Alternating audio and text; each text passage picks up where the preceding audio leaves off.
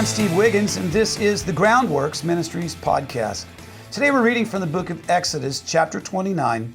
So let's focus on verses 19 through 21. Slaughter the ram and take some of its blood and put it on Aaron's right earlobe, on his son's right earlobes, on the thumbs of their right hands, and on the big toes of their feet on the right. Sprinkle the remaining blood on the sides of the altar, and take some of the blood that is on the altar and some of the anointing oil and sprinkle them on Aaron and his garments. And in this way, he and his garments will become holy, as well as his sons and their garments. Exodus 29, verses 19 through 21. Atoning for sin is bloody business. It's ugly, it involves death, and mankind has a way of excusing its own sin rather than dealing with it head on. All people in all cultures feel guilt. Hence, the removal of guilt is close to the heart of everyone, everywhere.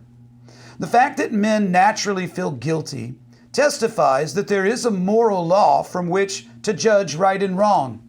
And if there is a moral law, then there surely must be a moral law giver, i.e., God.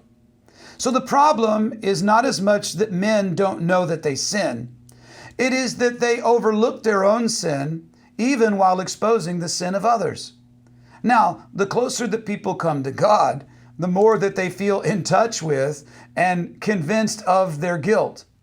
And some respond by humbling themselves before the Lord and repenting, while others respond in anger or hatred toward the Lord and His people. John chapter 15, verse 18 says this, "If the world hates you, understand it hated me before it hated you." So as far back as the Garden of Eden, God had prepared a way to atone for or to cover for sin. Remember how God exchanged Adam and Eve's fig leaf attire for animal skin? You see, sin kills. And so if you do not want the fullness of judgment to fall on you, then something or someone has to bear your punishment, which leads to death. And the blood of the sacrifice reminds men of how heinous that their sin is. In terms of everlasting atonement, only Jesus' sacrifice of His sinless life is both effective and effective to bring about our salvation. His atonement is received when we turn away from our sin and we turn to Him. When we confess our sin and we profess our belief in the worth of His sacrifice and in His lordship, and we commit to follow Him. So for Aaron and his sons, the ear was touched with blood. Why would that be? So that it might be consecrated, set apart in order to hear the word of the Lord. Their hand was touched with blood in order to perform the duties connected with the priesthood.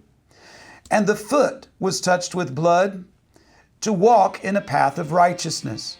All followers of Jesus are called to be priests. We see that in 1 Peter chapter 2, verse 9.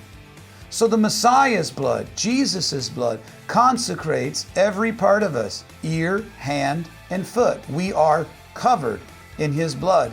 And this consecration is extended to every member of His kingdom.